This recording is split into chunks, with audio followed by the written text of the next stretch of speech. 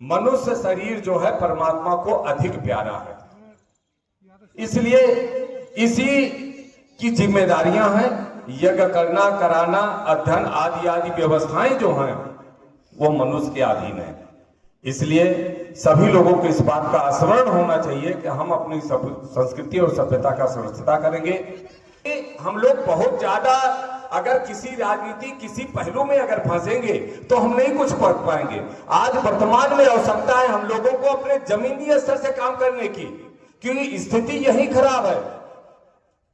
तो मैं सभी बंधुओं से आशा करता हूं और निवेदन भी करता हूं कि अपनी संस्कृति और सभ्यता के प्रति धर्म शास्त्र का अवलोकन करते हुए, अपने धर्म शास्त्रों का सम्मान करते हुए और अपने वाणी को संयम रखते हुए सभी लोग अपने अपने क्षेत्र में कार्य करेंगे। जय जय श्री राम, जय जय श्री राम। विषय चला कि धर्म क्या है। वर्तमान देखिए, धर्म की मर्यादा समय के आधार पर बदलती है। मर्यादा के पथ पर चलना, जीवन में रामत्व उतारो, यही धर्म है। लेकिन जब समय पड़े तो हर बाली को छिपकर मारो, यही धर्म है। लेकिन हृदय से कोई भी राम का विरोधी इस धरती पर नहीं। क्यों? मेरा निजी मानना है कि जीवात्मा कभी परमात्मा का विरोध नहीं कर सकती। और इसका आप निश्चय करिए, राम के विरोध की बातें करने वाले व्यक्ति के सामने जाकर के आप उसके आचरण की समता राम से करिए। भैया ये बिल्कुल राम जैसे हैं, बुरा नहीं मानेगा। अगर कहीं कह दिया कि ये बिल्कुल खरदूषण जैसे है, बोलो झगड़ा होगा कि नहीं होगा? सहाय होकर के साड़ी को पकड़ सकती है तो रणचंडी बनकर के महिषासुरों का गर्दन भी काट सकती है। ये भारत की बेटी है, ये उगता भारत है, ये आज का भारत है, ये सक्षम भारत है। यदि अभी संगठित नहीं हुए, संगठित भारत ही संरक्षित और सुरक्षित भारत है। और हिंदू कोई धर्म नहीं है, सनातन कोई धर्म नहीं है। सनातन को मिटाना है तो सनातन नदी के रूप में है, सनातन पृथ्वी के रूप में है, सनातन आकाश के रूप में है। और जिन्हें सनातन से चिढ़ है वो इस धरती की नदी का जल न पिए, इस धरती पर न रहे, इन पर्वतों की सैर न करे, इन वृक्षों की शाखाओं में न खेले, इन धरती से उगे फलों को मत खाएं।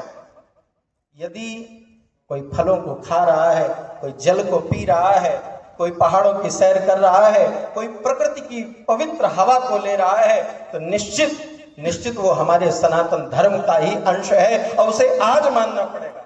बाहर तक पूरी चेतना जाएगी। प्रभु के नाम में इतना बल है कि कोई दूसरे धर्म का व्यक्तित्व भी अगर बस में चढ़ता है, और आपने देखा होगा वो एक बाम बेचते हैं बसों में, क्या कहते हैं, बोले काम करेगा, बोले कैसे नहीं करेगा साहब। वो दूसरे धर्म के व्यक्ति को भी जब अपने चीज का, अपने प्रोडक्ट का प्रकाशन करना होता है, उसका प्रमोशन करना होता है, तो बड़े जोर से कहता है क्यों नहीं काम करेगा। बिल्कुल राम बाण है साहब, बिल्कुल राम बाण है। आरएसएस के विषय में 1948 में जब पाकिस्तान और हिंदुस्तान का गदर हो रहा था, उस वक्त भी आरएसएस पर आरोप लगे। आरएसएस से जुड़ने वालों में पंडित श्यामा प्रसाद मुखर्जी, पंडित दीनदयाल उपाध्याय, मधु लिमये, इन सब लोगों ने आरएसएस के साथ मिलकर कार्य किया। आरएसएस से निकलकर कई लोगों ने मिलकर जनसंघ की स्थापना की। जनसंघ से निकलकर 1967 में जब इस देश में कुचक्र का राज्य था, उस वक्त भी आरएसएस ने इस देश की रक्षा के लिए देशभक्ति के कार्य किए। आज उसी विषय पर पूरे उत्तर प्रदेश में विराट धर्म सम्मेलनों का आयोजन किया जा रहा है। सनातन के विषय में प्रत्येक व्यक्ति जानता है कि सनातन क्या है। सनातन लाखों वर्ष पुरानी एक ऐसी संस्कृति है जिसे इस भारत भूमि पर ही पूरे विश्व के कोने कोने में देखा जाता था। एक विशेष आयोजन किया जा रहा है। इसे संस्कृति के रूप में अपनाएं, अपने बच्चों को शिक्षा दें, अपने बच्चों को प्रत्येक व्यक्ति सुबह घर में गायत्री का मंत्र बोलने के लिए कहे, मां सरस्वती की वंदना करने के लिए कहे, मां भारत माता की जननी के रूप में भारत माता की जय बोलने के लिए कहे। ये सनातन की चेतना का प्रतिबिंब है। सनातन जो सृष्टि से पहले भी था, पूर्व के जितने कल्प चले गए उनमें भी था और जो आगे भी रहेगा। सातों द्वीपों को राजा बनाया गया था ऋषियों के द्वारा। महाराजा पृथु संसार के ऐसे पहले राजा हुए जिन्होंने अपना शपथ ग्रहण समारोह करवाया और उन्होंने ये कहा कि जितने मेरे प्रजाजन हैं उन सबको मैं अपना ईश्वर समझूंगा। सातों द्वीपों का राजा बनने का अभिप्राय था कि कहीं कोई दूसरा राजा नहीं था। सारे भूमंडल पर आपकी सनातन की ज्योति दमकती थी। इस गाल पर चांटा मारे दूसरे को भी कर दो, ये कायरता की बातें हमारे भीतर भर दी गई। अरे शस्त्रेण रक्षिते राष्ट्रे तब शास्त्र चर्चा प्रवर्तते। शस्त्र से राष्ट्र की रक्षा होती है तब शास्त्र चर्चा संभव होती है, नहीं तो नहीं हो पाती। इसलिए हमारा तो ये संकल्प रहा, इंद्रम वर्धन्तो अप्तुरः, परमात्मा के साम्राज्य का विस्तार करो। यह हमारा संकल्प था जो हमसे छीन लिया गया। दूसरे लोग कहते हैं कि हम खुदा के साम्राज्य का विस्तार करेंगे, यह हमारा दीन है। तुमको तो वेद में करोड़ों वर्ष पहले 1,96,08,53,126वां सृष्टि संवत चल रहा है। इतने साल पहले ईश्वरीय वाणी में आपको कहा गया, आपको आदेश दिया गया कि यह संपूर्ण भूमि मैंने आर्यों को दी है। आर्यों के उत्तराधिकारी हम सब बैठे, हम सब आर्य हैं, कोई एक विशेष कोई व्यक्ति आर्य नहीं होता। यह संपूर्ण भूमंडल किसको मिला? आपको मिला। किस बात के लिए मिला? इंद्रम वर्धन्तो अप्तुरः, परमात्मा के साम्राज्य का विस्तार करने के लिए आपको मिला। होगा कैसे विस्तार? कहा कि सारे संसार को सनातनी बनाओ। आपको आज्ञा है ईश्वर की। आपसे परमपिता परमेश्वर ने वचन लिया, संसार में जा रहे हो तो करना क्या है? मेरे साम्राज्य का विस्तार करना। और करना कैसे है यह भी बता दिया। इंद्रम वर्धन्तो अप्तुरः प्रणवन्तो विस्मार्यम्, सारे संसार को आपको सनातनी बनाना है, आर्य बनाना है।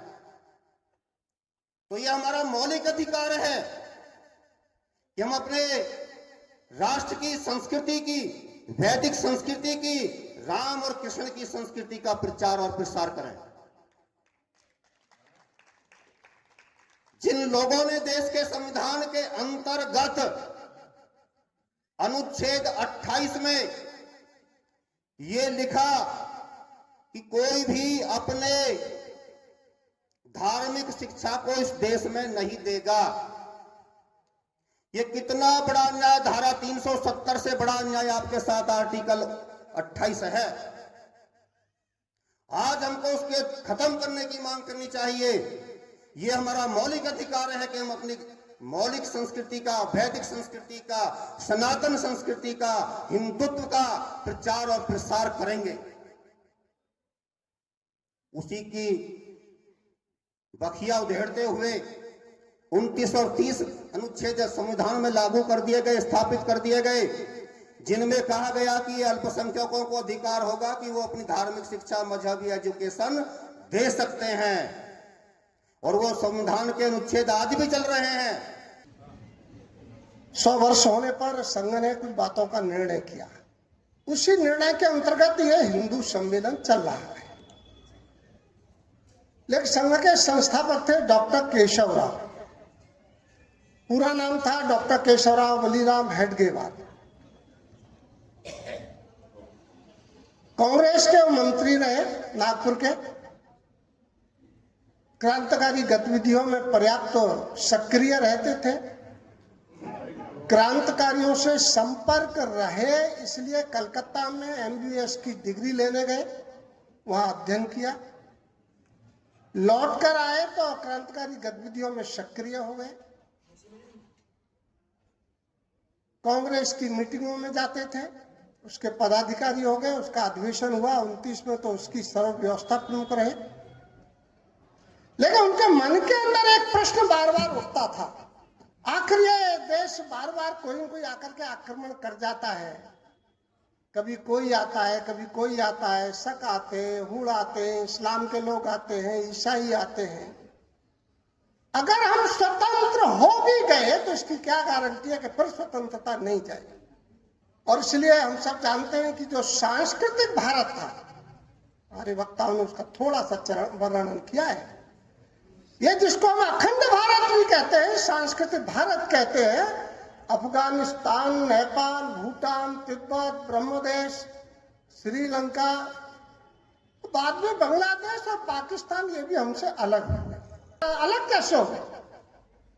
और उसका मूल कारण था कि यहाँ का मूल समाज वो संगठित नहीं था, सामूहिक काम करने की आदत नहीं थी, सबके साथ मिलकर चलने की आदत है। विश्वगुरु तो हम रहे, इसमें कोई दो राय, लेकिन जो मर्यादाएं थी उन मर्यादाओं को भी हमने तोड़ दिया।